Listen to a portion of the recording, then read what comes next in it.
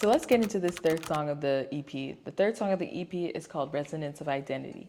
And this one has a very interesting story. I decided to add this one quite last minute. It was not a part of the 4 original compositions that I had applied for with the endowment fund. It was something that I discovered actually 2 years later. It was like a year and a half later. I was going on SoundCloud and I was looking through some things and I found this archive library of like songs that were like recorded by museum somewhere in the UK, which I was like, whoa, very interesting. But then I found an audio archive by Timon Berry, which was a song that was recorded in 1979, and it was in Eastern Equatoria, which is in South Sudan. The song was recorded in the Murumisa village. Where I'm from the Muru tribe in South Sudan, obviously there's like different, I don't want to call them tribes because it's still under one tribe, but there's like different clans, I want to say. This was very like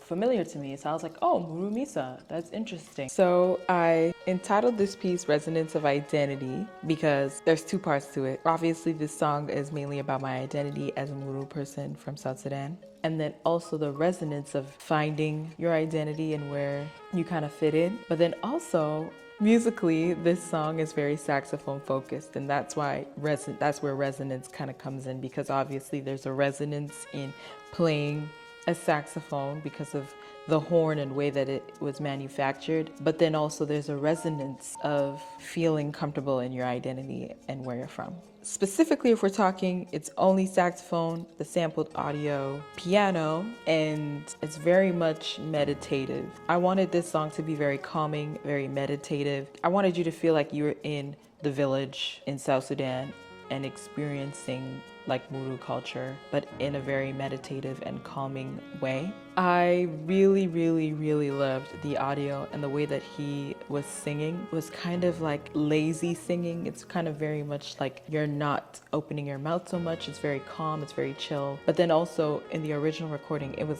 literally only the man singing, and then a specific instrument that is commonly known and found in various different cultures and countries, but specifically in South Sudan and in the Muru tribe, it's called the lechembe, but I think I might be saying it wrong.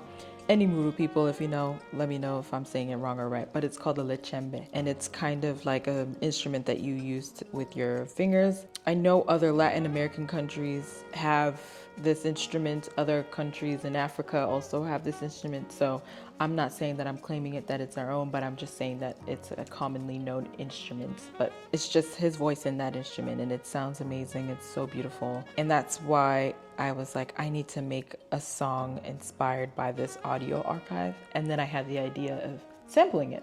The timbre, the way it interacts with the piano, the saxophone, it just kind of fit like a glove. And if I really talk about the way this song was kind of created, it was right before a gig that I was playing, and I had a friend of mine who actually is playing piano on the track, Clement Sake, and I was like, I really like this audio and I really want to pay tribute to where I'm from. What should we do? And we kind of just sat in a practice room and kept on playing the audio. And then I kind of just started playing stuff on the saxophone. I know I wanted it to be very low maintenance. I kind of wanted it to be an improv type song where even when I'm playing it live, it's not always the same. It's based off of what I'm feeling that day, what's in my spirit, what's in my mind. And that's how the song came to be. It was like made in heaven, match made, literally. I just started playing it, and next thing you know, Clement gets on the piano and is just playing these beautiful chords that just go so well with what I'm playing, with the way that the chords are playing on the piano. It's just ringing when the saxophone is included. And then we got to perform it live for the TD International Winnipeg Jazz Festival 2024 when I was opening for Isaiah Collier and the Chosen Few. And that was a very monumental gig, so I really wanted to curate my set list very intentionally. I remember just in Knox United Church, the song, it just felt like it was just so open and so beautiful and so like resonant. That was my recording that made me be like, this needs to be on the EP. It also made my parents very proud because I did all this research without really asking them anything, and they didn't really find out the song and how it came to be until they like heard it live for the first couple of times, and they were like, what? I think, especially with me being a first generation born in Canada of my family, it's very much exciting for my parents to see, like, not only me, but also my sister kind of learn more things about where we're from and kind of reflect that into our everyday lives as adults. But overall, if I'm speaking of what my favorite song is on the entire EP, this is my favorite song. And I just know that I can't wait to listen to it when I get back home and I'm like sitting and envisioning where I wanted it to be with the song playing in the background. It's just going to be a beautiful moment and I can't wait.